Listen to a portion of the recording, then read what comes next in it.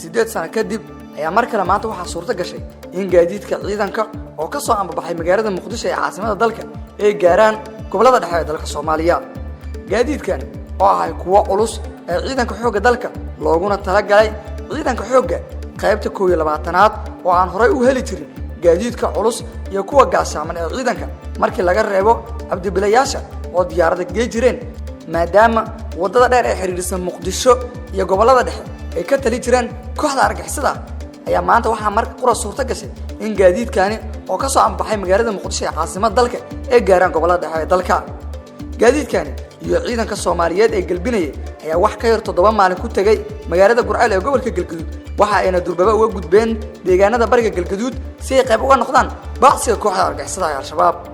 sanadkii 2014 ayaa u dambeysay in gaadiid ciidan oo ka soo ambabaxay magaalada Muqdisho ay tagaan gobolada dhexe ee dalka.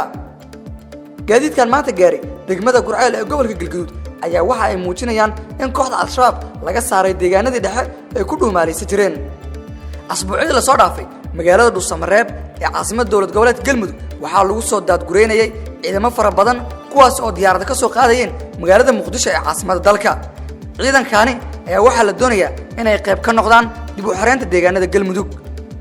gaadiidkan oo ka soo ambabaxay magaalada Muqdisho soona gaaray degmada Gurceel ayaa waxaa la filayaa in maalmaha soo socda ay dagaal ka galaan bariga gobolka Galgaduud.